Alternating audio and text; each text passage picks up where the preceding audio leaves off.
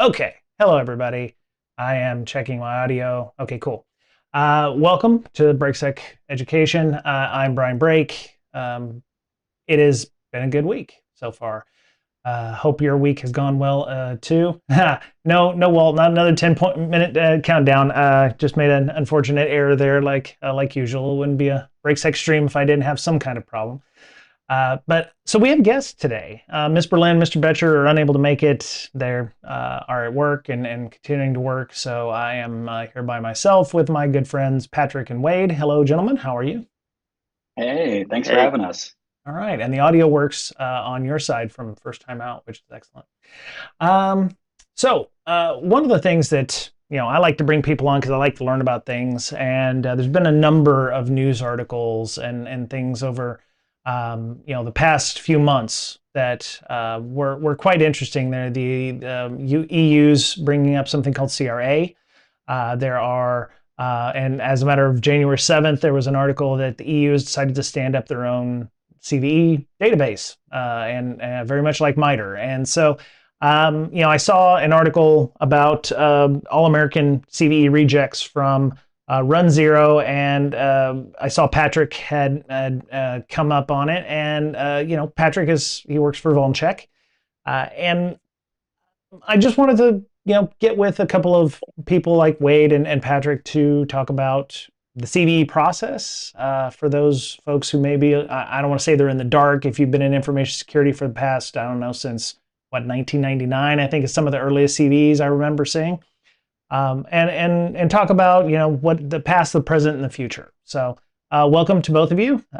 And so I want to make note that this is Wade's first time being on a podcast as a guest. So welcome. I appreciate you taking the time to be here, and I hope your experience is a positive one. thank And you. yeah, I think we'll go ahead and get started with you, Wade. Tell people a little bit about yourself, how you got to where you're at, and why you enjoy your job in this case.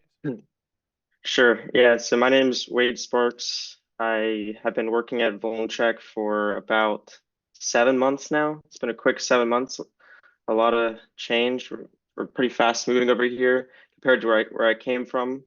Um, and where I came from was CISA. I worked there for 2 years on the known exploited vulnerabilities catalog. Um, a lot of vulnerability categorization there, which the KEV is an outcome of that. uh, Involved various processes, sensitive to very sensitive, and everything in between.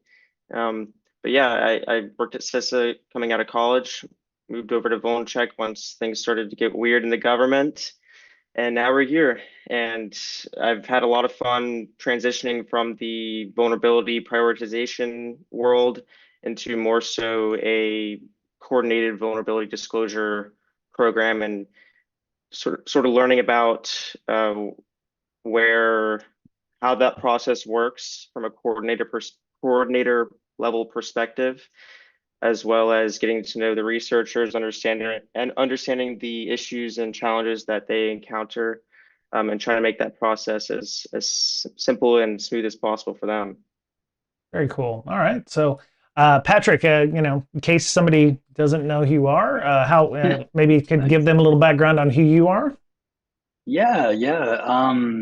I've been helping build cybersecurity products for over a decade. Help build Duo and Census and Blue Mira, Nucleus Security, and then over the last 3 years, I transitioned to doing security research, and specifically in the area of CVE. Hmm. And so, yeah, kind of just became maniacal of, hey, this whole ecosystem exists. I think originally SysAkev was my top research project for a while. And so studied that a lot, and then started to go down the rabbit hole. And it's a never-ending rabbit hole of vulnerabilities and coordination, and just looking at trends to help defenders, get visibility into what's going on, and how do Right. they, consume the vast amount of information that's out there. Very cool. So I think we probably, as I'm fond of saying, we should probably start at the beginning here. CVE at least when I first started the process, seemed a bit more, I don't say formal in this case. Everything came from MITRE. Everything was, you know, they were the source, right? And CVSS, I think 2.0 was the new hotness then, or was what I was what cut my teeth on. Things have gotten more complicated as the years have gone by. They've added more applications. There's definitely been an uptick in the number of vulnerabilities. Um, Maybe you could talk a little bit about what the CNA is, of which I Yeah. understand Vulncheck is one of them, along with another, what, 488 others globally. Oh, wow. It's getting up Yeah, there. Yeah. yeah, So, in 2016, right, there was a decision made, an initiative to distribute CVE issuance and encourage, industry participants, including software suppliers, open source projects, security researchers, bug bounties, and other entities to, take on responsibility of CVE issuance. And that really, the 488 over time, like that has grown substantially of people coming on, and yeah, you have a combination of different scopes, but the whole concept is to coordinate and issue CVEs from a distributed nature, and it works quite well. I think a lot, generally speaking, like most bad things tend to get a CVE. Anything with that type of coordination is going to be imperfect, but that information is then consumed downstream in almost every security product you use for vulnerability management. From my experiences, like if you name a security product that does VM, like the the identifier that ties things together most commonly is going to be a CVE. hmm And so that's essentially what it is. And then there's downstream aspects to that, like CVE then ties into NIST NVD, who does enrichments.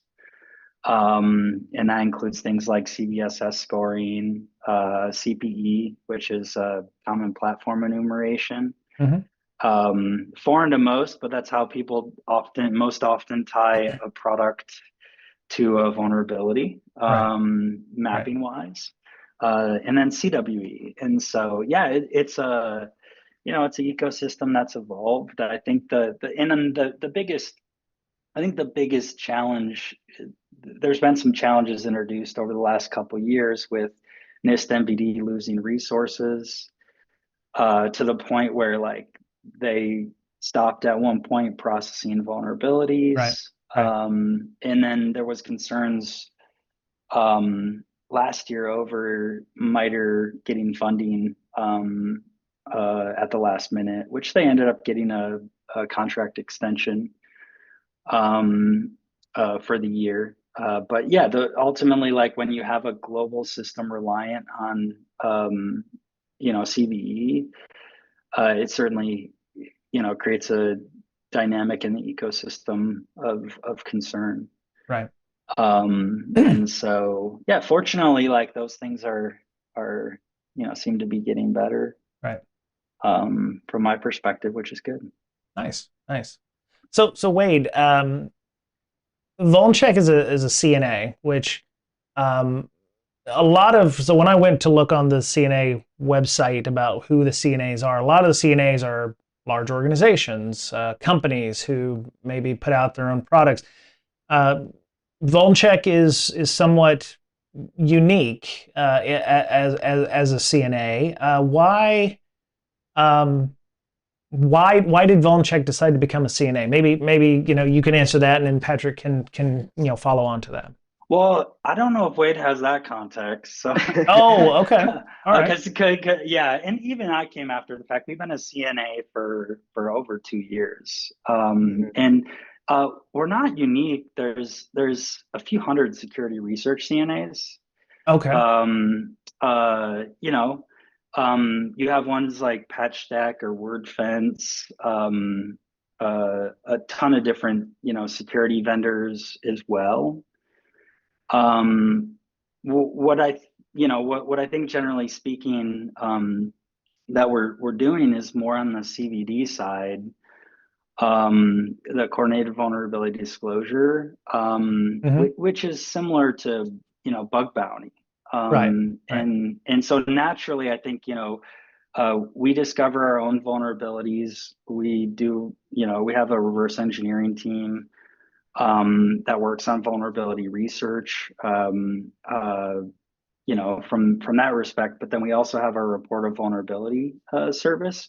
And so naturally, it's in the interest of global defenders to have a CVE assigned to these things that don't have a CVE assigned. And so that's kind of the background or history with the CNA side. And then from there, as the service started to scale, that's where Wade came on to help really have some dedicated resources to support, because it does require Brian, I think you have some experience with this, like uh, the coordination process of doing CVD and then CVE issuance requires people resources is the Right. reality. Right. Right. And so that's where we've brought on Wade and others on our team to help with the human element to make sure that the data quality is really high. Nice. Nice. Yeah, I would just add that each CVD case that we conduct is very different. There's no script to follow per case. It varies depending on what sort of maintainer or supplier you're reaching out to. Open source is typically more responsive and receptive of issues in their product. But then that depends. There are some that are like, there's no way there could be a security vulnerability in our product. How dare you accuse us?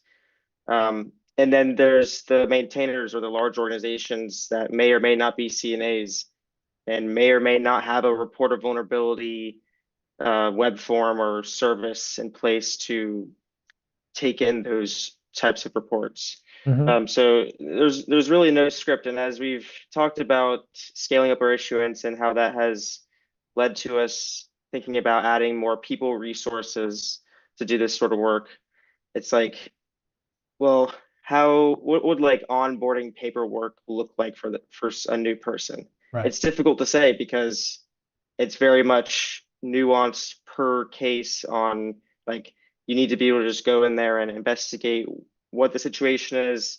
Maybe I go this way, I go this way. And then a lot of it is based on experience. Like the CNA operational rules, it's a long list of rules. You need to be able to sort of follow that and interpret that in a way that makes sense and is applicable for your CNA.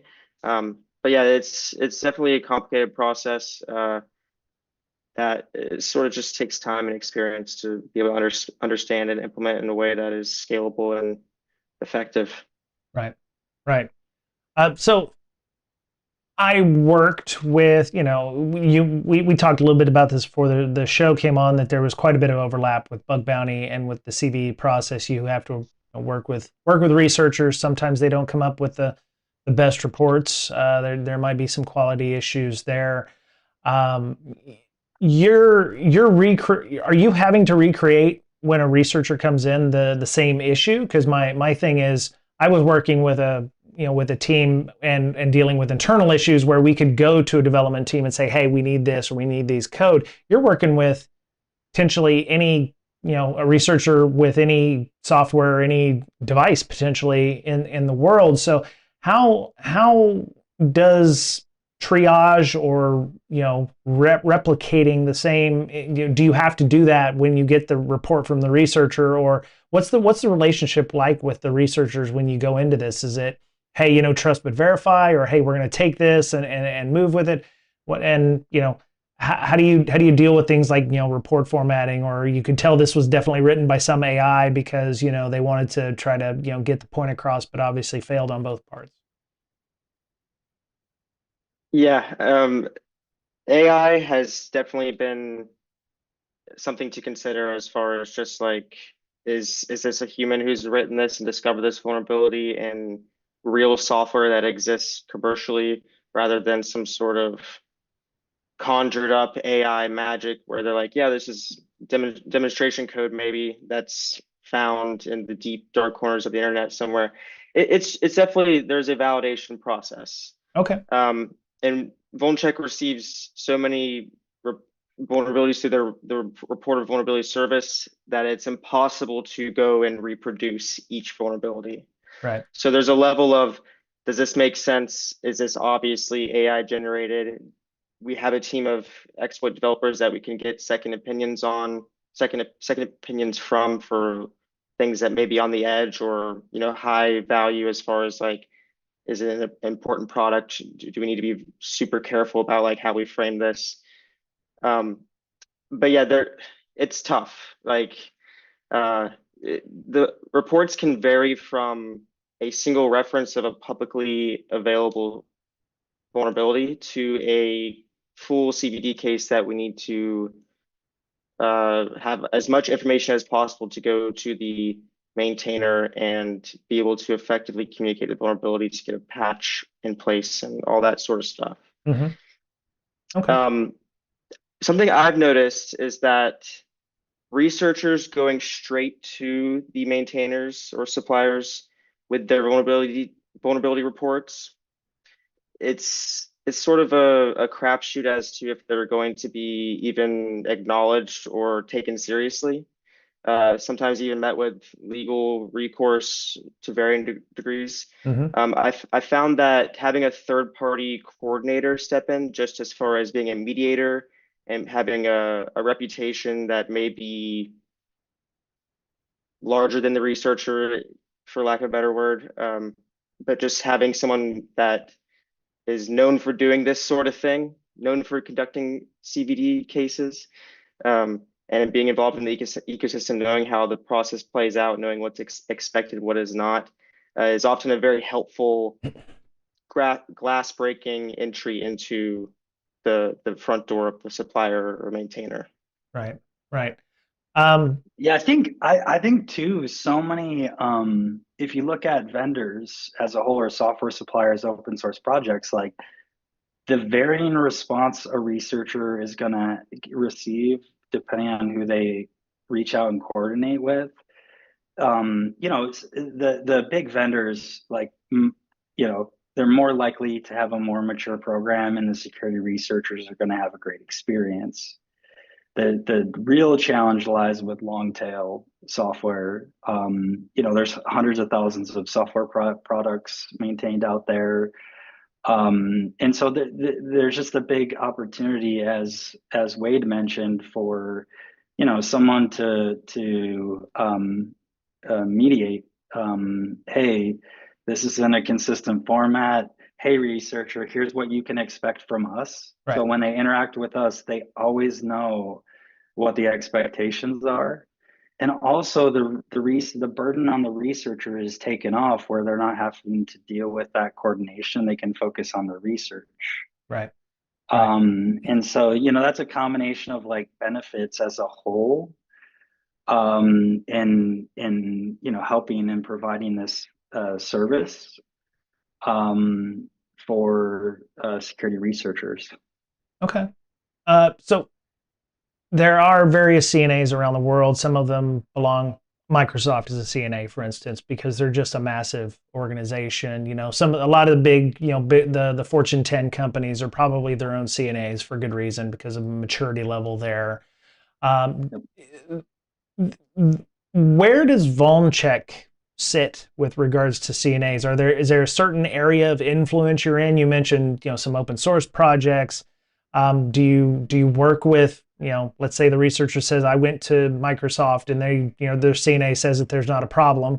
I'm coming to you because I think there's a problem. I'm sure that there's some relationship there that you have, but can CNAs, I don't know, override one another? Or, I mean, and are there areas of responsibility where you're like, well, if that company whose CNA says that that's not a problem isn't a problem, then we're not gonna you know, step on those toes. You know, their area of responsibility is their thing, and ours is ours. You know, what does the relationship look like here from a Well, yeah, from a coordinated disclosure perspective, right? Anytime, and it's only Wade can probably talk to the fraction of, like, it's a low fraction of things that are under an existing supplier, because naturally those mature programs, most security researchers are going to go directly to them, which is great. Right, right.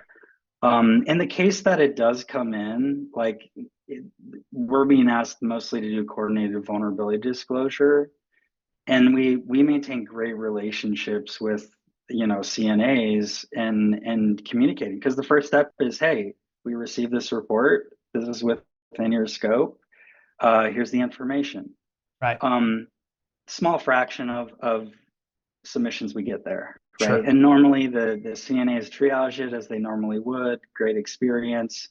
On occasion there is a vulnerability that might exist, but the CNA doesn't want to issue a CVE. In that instance, there's a dispute process, right? So naturally, following that guidance, to be able to dispute a CNA.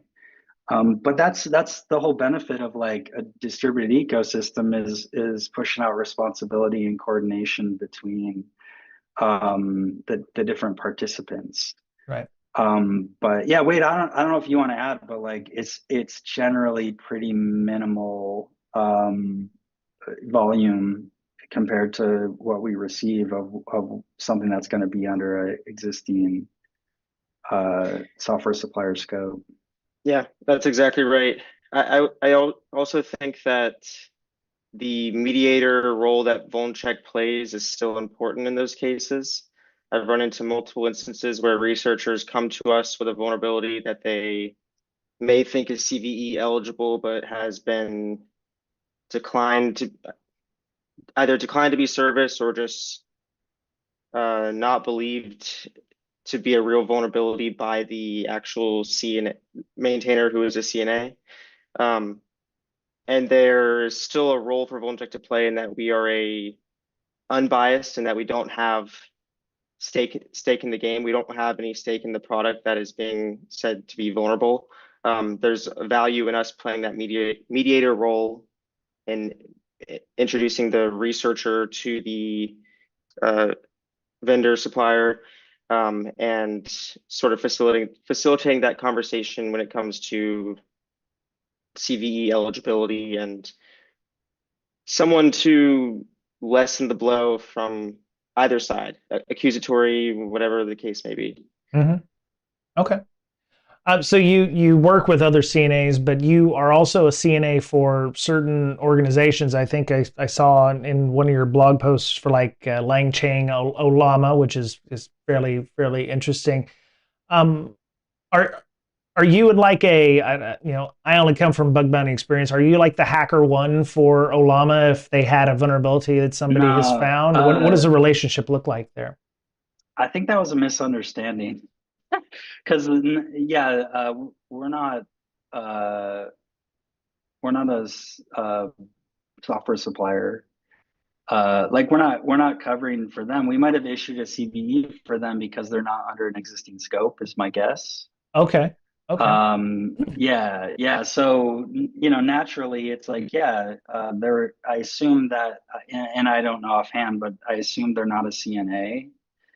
Right. And so naturally, someone reported a vulnerability to us. We would then coordinate with them and then issue a CVE upon disclosure in that instance. So, Okay.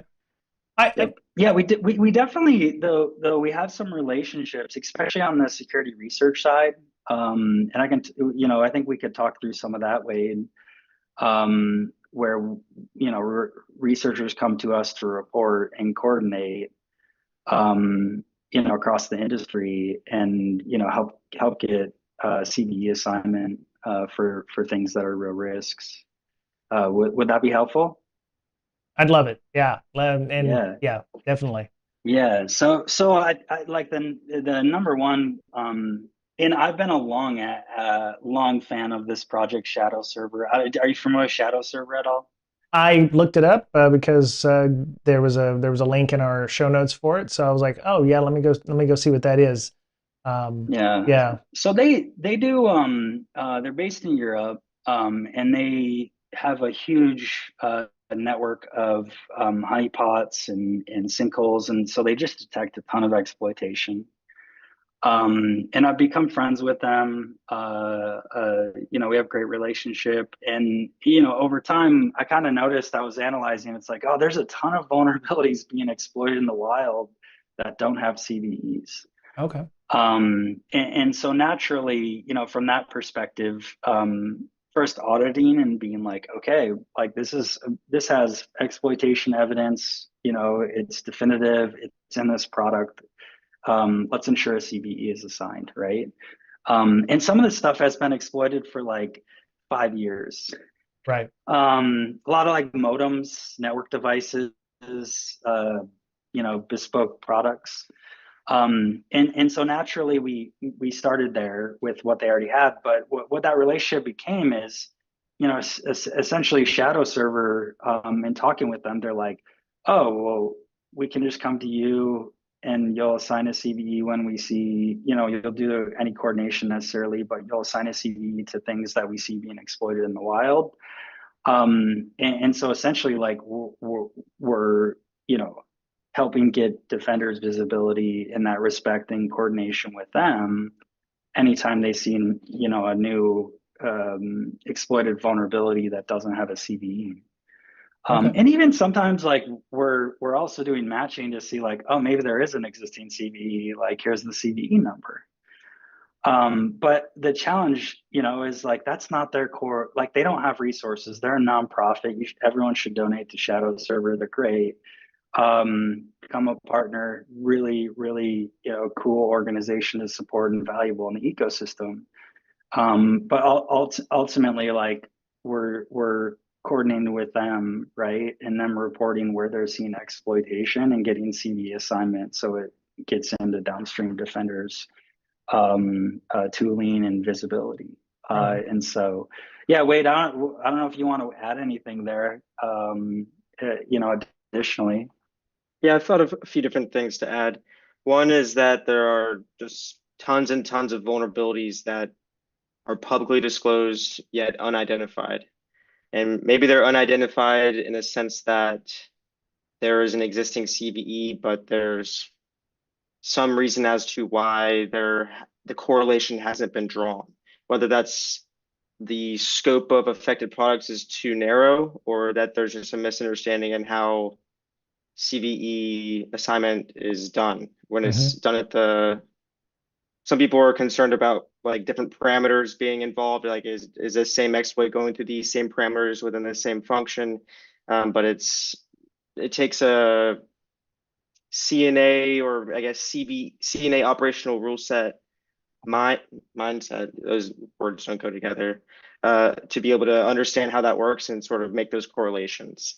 But yeah, as we've seen through our reported vulnerability service, is that there are so many vulnerabilities of varying degrees of severity. Just wherever something can exist, you'll find a vulnerability that's being reported on but not being acted on or is left unidentified. Whether that's in GitHub issues, random security advisories for small products or larger products that are more important than people may think. And then a smaller subset of those unidentified vulnerabilities are being exploited in the wild. Most of which have been publicly disclosed for years. Right. That for whatever reason, they just never received a CV. Maybe there was no CNA that had appropriate scope, so it kind of just got swept under the rug and nobody really cared about it, or just didn't think about it at some point. And then there are other things that were something that we've come across recently is that a lot of there's many Chinese-based companies that produce products that are very clearly at least marketed for the US and for English-speaking countries, that maybe it was due to a lack of coordination with the vendor, but they're represented within the CNVD, but that translation did not come into the CVE ecosystem. This tends to be less common nowadays. Like I don't know when the shift happened to where it became quite diligent at identifying CVEs and making that translation from other databases into the CVE. But when you go back to 2+ years ago, that translation wasn't as thorough, if you will. Understood. Yeah. Yeah, and that's, I think one of the challenges too is it's like, well, a lot of these products are on the edge, like a modem Oh yeah. or a firewall, Yep. network devices. You know, people have these in their environments for 5, 10, 20 years in some cases. Sure. And so ultimately it's like, yeah, it's really valuable, to make sure these get a CVE assigned, and then, any exploitation evidence or Metasploit module is another one, Right. right? Where on a Metasploit module, exploit modules that just never got a CVE. And so ultimately it's like, well, we know that, adversaries and threat actors are using that tooling. It probably would make sense to make sure that people can identify that in their environments Right. effectively. So yeah, really, I mean, really important work. We've been doing, Wade's been doing, Right on. to help get, drive and get that visibility downstream to consumers. That's pretty awesome. So I'm, just throwing out a scenario here because one of the first things that I saw something earlier this week as well, that the Curl is ending their bug bounty program because it's been fairly well known that they're getting a ton of, reports that are AI generated submissions, and the developers like, yeah, I'm just not going to do this. And Curl is used in a lot of places. It's not just a popular open source that you may use on a command line. A lot of IoT devices potentially use it as a way to pull updates. It's not the best way to do it, obviously. There's other ways and better ways, but curl is used in a lot of places. So I'm a researcher. I come to you and I go, hey, I found this thing in this open source library. They don't have a bug bounty. They don't have a good point of contact. I've tried reaching out to them. I put something on their GitHub and they're not responding. Vulncheck, sorry, not Vulnhub, Vulncheck goes in, gets a conversation with the open source developer for something that's used widely around the internet. I'll use curl as an example, even though, it could be anything. And curl says, it's going to take us a long time to fix this. We need to embargo it or something, or there needs to be some kind of controls in place. We don't want this put out. Is there a different, how do you handle something like that where it would be like, maybe we need to let our other CNA partners know or our other organizations know that? Or do you actually help curl facilitate sharing of that information across other CNAs that might be using that for terms of impact to help communicate those? Or is that just completely outside the realm of do you let the curls of the world handle their own communication efforts there?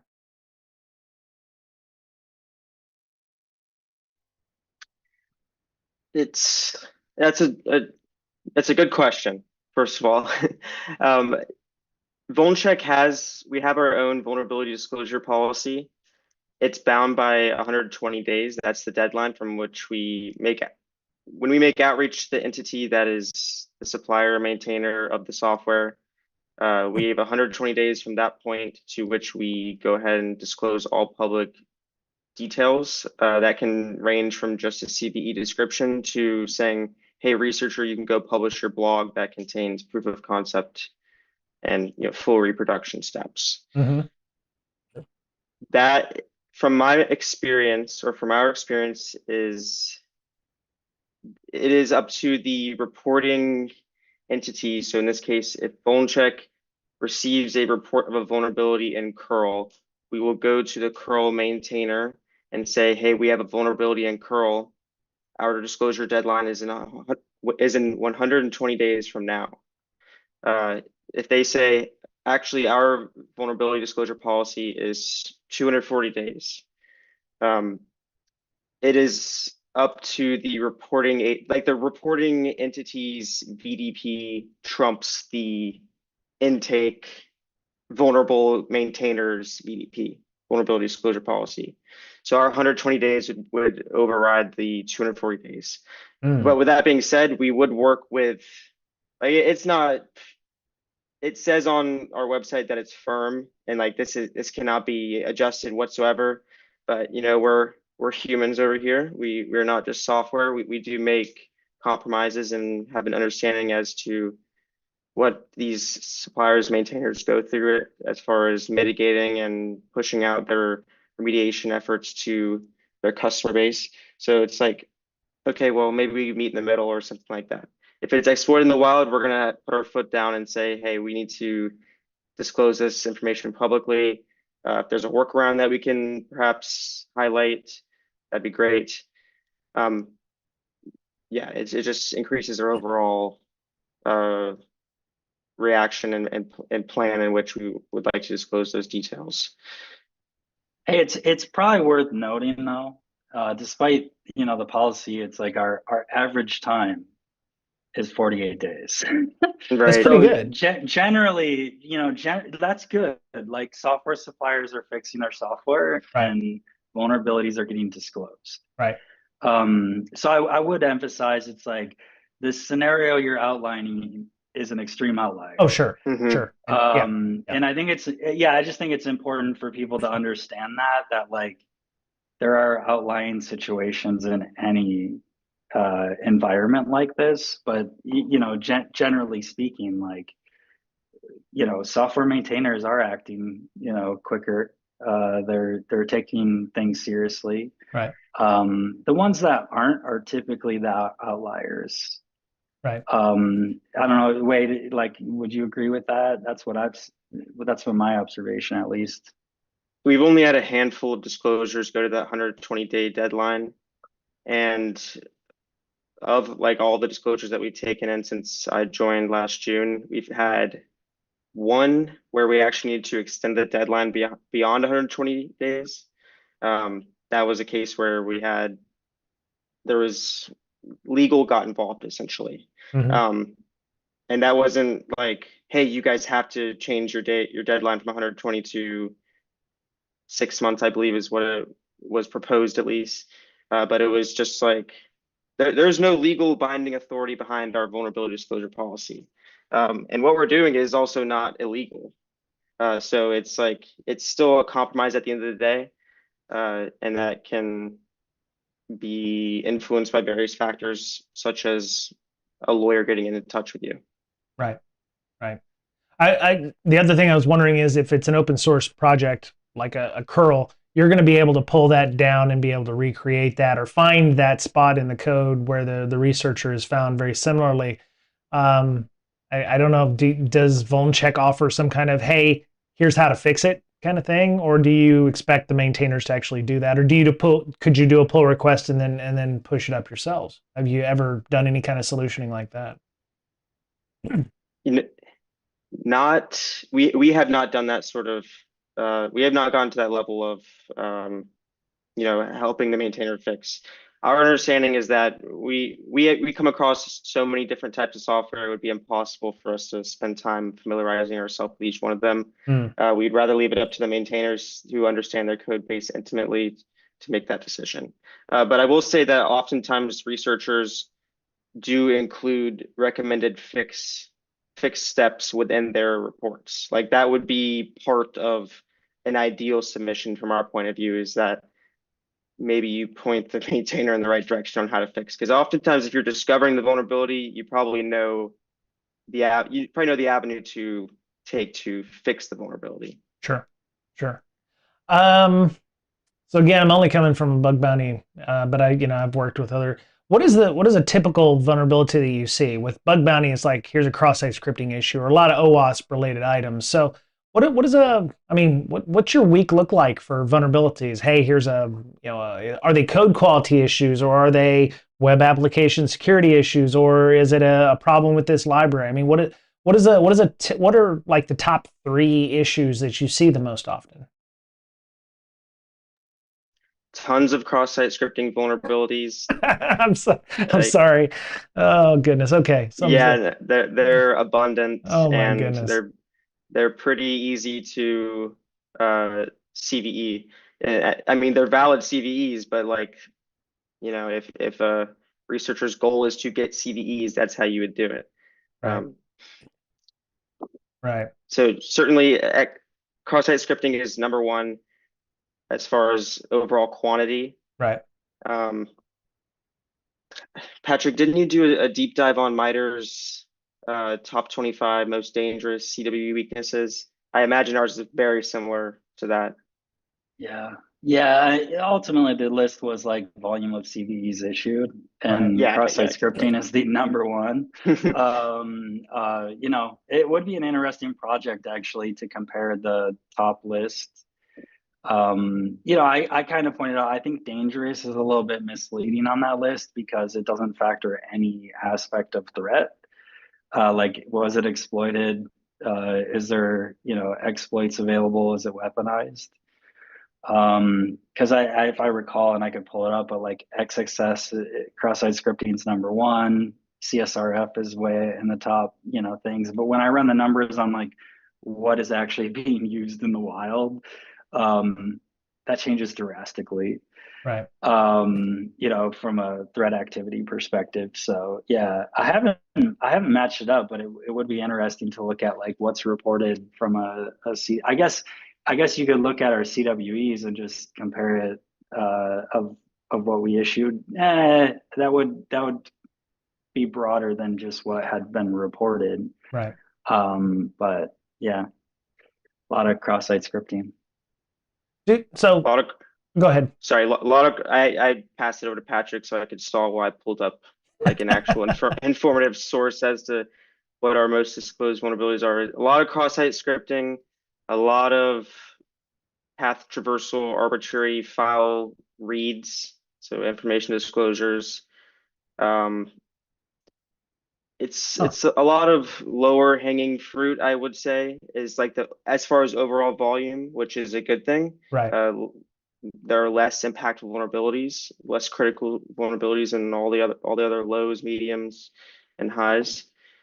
But yeah, it's.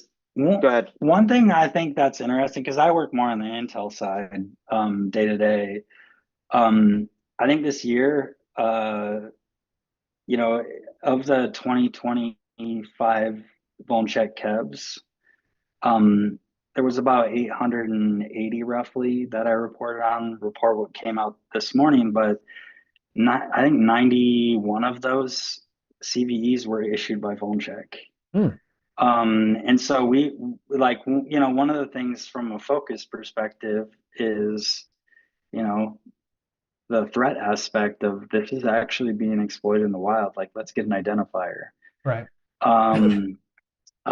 Whether we're seeing it or whether that's reported to us or whether that's, shadow server reporting that to us, like that's really important. And same thing with the Metasploit work we did. Like these are likely to be exploited. And there's other, other avenues or other sources as well that we've spent time on the research front, right? And looking at and saying, oh, wow, like these all have, exploit modules or exploits, and real, software that's likely to be being used in the enterprise. And so, yeah, ultimately, like downstream, that helps consumers, get a better understanding of risk within their environment. And so they can focus on mitigating or remediating that stuff, which is important. Right, that makes sense. So you will issue a CVE, but let's say this, they're a researcher and there's a bug bounty program for this organization. Do you ever shift them to the bug bounty program and say, hey, they have a bug bounty program. Do you want to take advantage of this? Or do you continue to work with them? Because this is a free service from what I gather. The Vulncheck thing is a free service, and we talked a little bit about that before this. Do you, when you think it's CVE worthy, and you know that they have a bug bounty program, so you push them over there and then say, hey, when you're done, come back and we'll issue a CVE. What does that look like for that kind of process? And what if they're not motivated by money? I've had submissions from academics with white papers saying, hey, here's some issues that are coming on. We don't really want the money. We're just wanting to be published. So I understand that there are different motivations for a lot of folks. So do they ever just go, hey, I don't want free money, I'm going to work with you? A lot of those cases that we do come across where there is like an obvious bug bounty in place to where you would submit that vulnerability report, the researcher has already gone that avenue and been uh, not necessarily rejected, but rejected as far as CVE issuance. So like the Ah, vulnerability was hmm, addressed, okay. but a CVE was not issued because it didn't meet a certain threshold to issue a CVE. Huh, okay. Uh, and oftentimes we will still go to the bug bounty hunter or hacker, one of the two big ones that we've interacted with, and sort of just gain clarification as to why there was no CVE assigned. There's been like maybe one out of all the CVD cases that we've conducted in which there was the researcher would just like didn't actually know there was a bug bounty and that they could actually be paid out for their vulnerability report. And that was just a process that we still facilitated and then handed over contact information to the researcher so that if there was ever payment handed out, that process could be facilitated without us being involved. We just stepped in for the actual vulnerability coordination part. Okay. All right. That's cool. Yeah, I know not everybody's motivated by money. Some are motivated by, like I said, academics, publishing white papers. So they want to be able to, there's different motivations for folks. And I completely understand that. Or notoriety. They want to be able to, talk at a DEF CON or something like that. So I want to shift gears to like what the future is, right? So, because I know, we're getting along here, but so the EU came out with something called the CRA, which is the Cyber Resilience Act. Started in actually, I think 2021, and so let me double check. It said 2021, I think. They have a timeline on the website. I put a link in the chat for everybody there. Sorry, it was adopted in 2024. My bad. It will be enforced on 11 September of 2026. Reporting requirements become enforceable, and the idea of the CRA is to it's a shift from voluntary best practice to legally binding obligations backed by substantial fines. In this post, the article I posted was talking about various definitions here, but the idea is they're going to make CRA, at least in the EU, become a mandatory thing for anybody. Now, it's my historical knowledge, and I could be wrong here, that MITRE was not necessarily a mandatory thing. It became mandatory because of other compliance requirements that were like, hey, do you have security bulletins like, ISO or what have you? Will are CVEs going to, how is the CRA, in your opinion, both of y'all ask, going to change this? Will not much change in terms of our CVE process here? Will you have to start working with the EU folks as well? And what if I'm thinking of numbering schemes. I'm thinking of, it's known, like we have the threat actors where it's, it was called, Happy Hippo with the one folks over here, and it was Typhoon Sunrise over here with another. So, and named vulnerabilities. Is it going to be something in the EU versus something else? I mean, what is CRA looking like with regards to that? And they're also, and I will add this, they're also standing up their own NVD or their own vulnerability database, the EU GVC. So no, you're the EUVD and then GVC. Right. GCVE is a different project. Okay, so they have two different vulnerability databases, and they have the CRA as well. So yeah, taking a step back, the first thing I think is important to note. It's like there are hundreds of databases out there, certs, vulnerability databases like Japan Notes, Vulnerability Notes, CNNVD, GitHub Security Advisories. So right. I think from that perspective, this is nothing new. And I think sometimes it's like, oh, but they're going to do this. What I would say is, from my understanding, and NISA is in close coordination with CVE program and the CVE board Hmm. and coordinating on vulnerability disclosures. The big thing with the CRA is if you do business in Europe, Right. you have to comply with publishing vulnerability data and also notification to the European agencies. And I think it rolls out into their certs, right? Right. When you're publishing vulns, and then incredibly quick timelines when something is being exploited in the wild.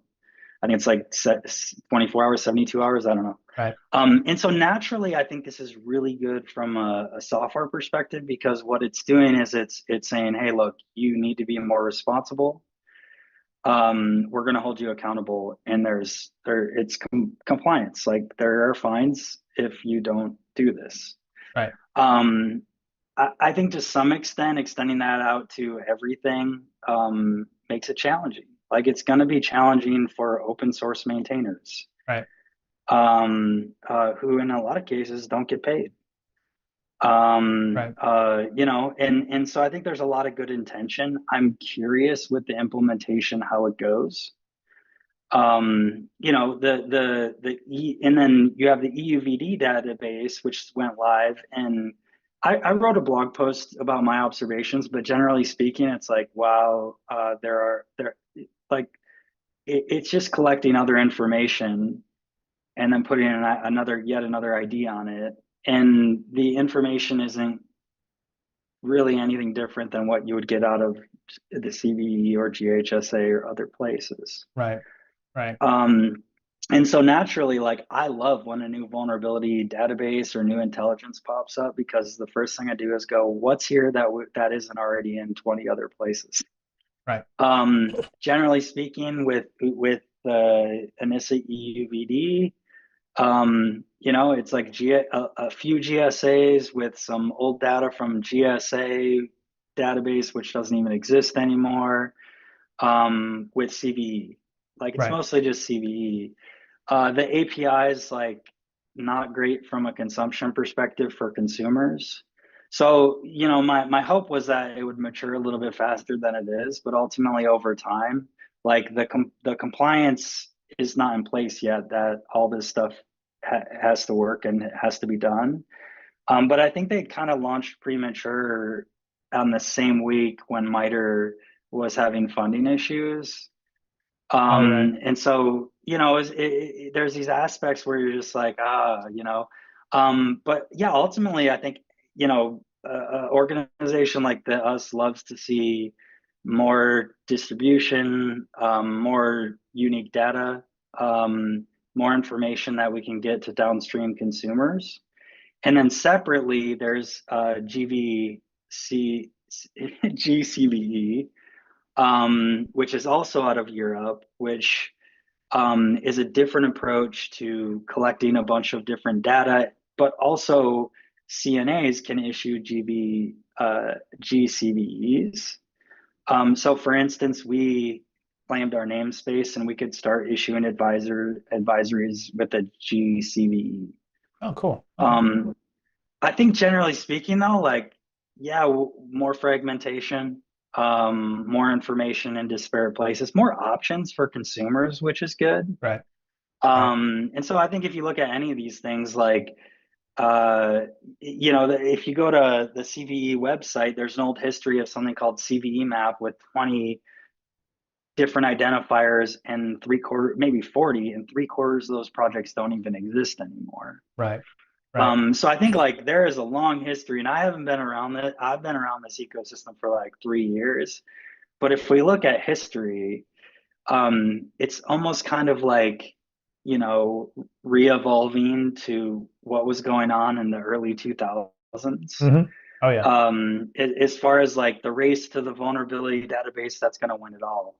Ultimately, like this is my personal opinion. I think CVE continues to be the best positioned because historical precedent and then all the people contributing already and a distributed ecosystem. Right. But ultimately, you're going to have to comply with other regulations in EU, which means you're going to have to do multi-coordination now, which is more work, and it's going to require more resources on software suppliers. Yeah.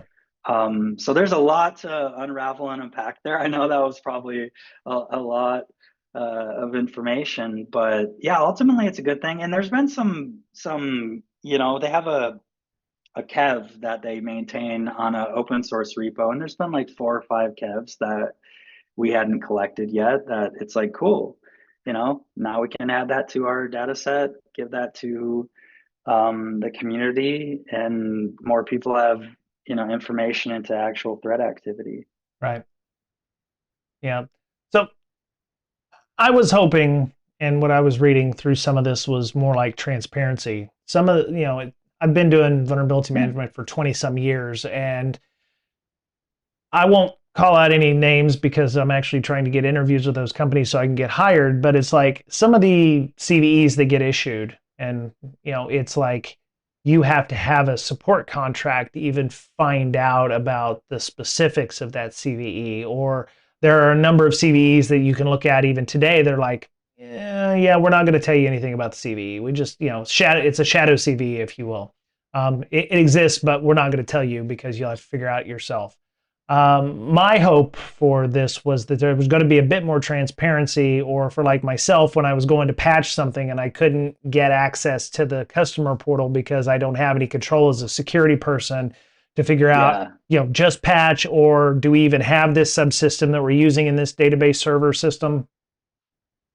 We'll be able to to find that information out, or to understand what mitigations are in place. But a lot of CVEs from certain organizations, some you may be able to fill in the lines there, were very like, yeah, we're not going to tell you anything. So I was hoping for more transparency or additional information there.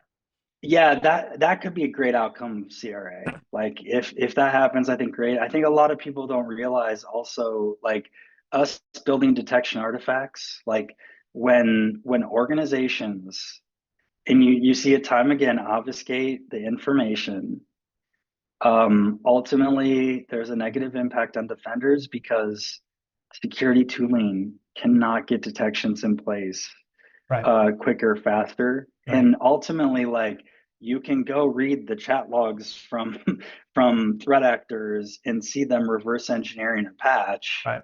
Or, I think in our instance, like, same thing, like, sit with a reverse engineer and watch them diff a patch and how quickly they can, figure this out. But ultimately, the obfuscation of that information makes it harder for the engineers to do their job and getting security controls in place. Right. And so it's there's a balance there. And I think you're in the right. It's like, there's certainly a balance there, but yeah, in some cases it's unfortunate when the information doesn't get to where it needs to go until it's too late. Yeah.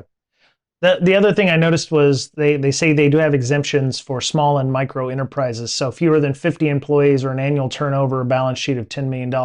Thankfully, they put a price in there because I know of a lot of startups that are probably under 50 people that are probably pushing, several $100 million worth of revenue. So having a balance sheet total, helps, get under that radar where, hey, we don't have to report, something. My other thought was, would it be retroactive for some of these ones that maybe were super small startups or what have you? So I want to be cognizant of y'all's time. Where do you see the future of CVE? Is it going to continue on as it is, or is there any kind of changes that people should be aware of going forward? Yeah, I mean, I think we'll get some more clarity in the next couple of months. In regards to funding and in regards to program.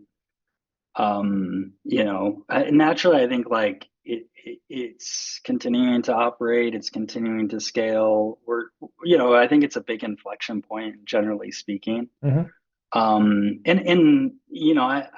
I think that there is a good understanding of its value and its importance across the ecosystem. And so, people are much more in tune with, hey, this is important, the contributions of it. But naturally, from my opinion, I think, like, there's opportunity for improvement. There's opportunity for evolution, and accelerating things and helping get better data enrichment. And, I mean, that's all ultimately it's like, that that's at the control of the program. Right. And so, I'm hopeful that we're going to see, continued improvement in those areas to help defenders get, the timely information they need and better data quality. Very cool. Wade, you're at the pointy end of the sticky, the pointy stick. What are you hoping to see more of or less of, or maybe something as a parting gift for some of the researchers that may engage you in the future, maybe a tip or two. Yeah, I was gonna say the same thing. It's like Patrick is much more well versed in the larger, bigger picture ecosystem view as far as CVE and the uh, other instances of vulnerability databases. I was going to say competitors, but I don't know if that's the right term. But yeah, we're just going to keep pushing forward through all the various kinks that we've identified within the current structure of the CVE assignment process. It's nothing crazy, just trying to have faster, quicker data, quicker assignments, more information available as far as what vendors can put out there relating to vulnerabilities. That's always our goal. And then advocating for researchers. I think that would be the number one objective of the report of vulnerability service is being able to push for what is necessary for downstream defenders as far as what researchers are discovering out in the wild and being able to communicate that to the vendor. And as far as researchers, if you want to come use VulnCheck at VulnCheck service, you need as little as a public reference to a vulnerability. There will be the same level of scrutiny paid to each public reference versus full technical report. But you don't need a whole lot to come to us and say, hey, there's a vulnerability, maybe you should look into it. It can be as little as a tip, or it can be as little or as much as, hey, my pen testing company discovered this vulnerability during one of our recent tests, and here's everything that we collected. The more information, the better. I will have follow-up questions if you just give me a link or if you just give me a couple sentences. But we'll try to reduce the burden on you as far as formatting and certain requirements. But yeah, we have great relationships with researchers that have come to us time and time again. We have a pretty good response rate. We try to get back to you within 1 business day. That is pretty good based on my experience and my interacting with researchers who have gone to other entities for CVE issuance. But yeah, we're here for the researchers and looking to speed up the process of CVE assignments and identifying overlooked vulnerabilities that are receiving attacker interest. Fantastic. Okay. Well, thank you, gentlemen, for being on. Patrick, I know you're in Austin, but normally, how would people get a hold of y'all if they wanted to chat with you? Yeah. How would they get a hold of you, Patrick, and then how would they get a hold of you, Wade, if they wanted to? For me, LinkedIn, Patrick M. Garrity. Okay. On LinkedIn is the best way for me to get a hold of me. Okay. Cool. Wade, how about I'm you? less of a public presence than Patrick, obviously, as you can probably see by my connections and my posts. But LinkedIn is still the best way to get in touch with me. Okay. And will either of you be at conferences in the near future? Any B-sides or anything like that where the people might be able to pull you aside? VulnCon, right, Patrick? VulnCon, RSA, B-sides Detroit. You're going to a Black lot. Hat. Yeah, Wow. we'll see. And then we host our own conference every year. That's going to be in the fall, ThreatCon 1. Okay. And we did our first inaugural one last year. And yeah, I mean, it was amazing the level of researchers that came out and did talks and got to spend the day hanging out with just a ton of great people. So ThreatCon, huh? Let me go check that one out here. What ThreatCon 1. ThreatCon 1. Yeah. Where I think it might there it is. Okay. threatcon1.org Yeah, maybe. threatcon1.org. Yeah. Okay. Yeah, I'll give you all a free plug. Just make sure we raise some awareness for next year. So there you go. Very cool. Uh, there we go. Cool. Right on. Well, thank you both for being on here. And yeah, I learned a little bit more about the CNA process, and it sounds like it's always evolving, which is a great thing to see about a process, and it's being taken seriously by all the organizations. So yeah, appreciate y'all's time, and that was it for Breaking Down Security today. I'll be on hopefully later this week with some activities and some more news. Otherwise, you can find me on LinkedIn. You can find Mr. Berlin and Mr. Betcher as well on LinkedIn, and come check out our YouTube channel. And yeah, hope everyone has a great day. Take care of themselves. As we're fond of saying around here, you're the only you have. Okay, we'll talk soon. Bye, everybody. Thanks.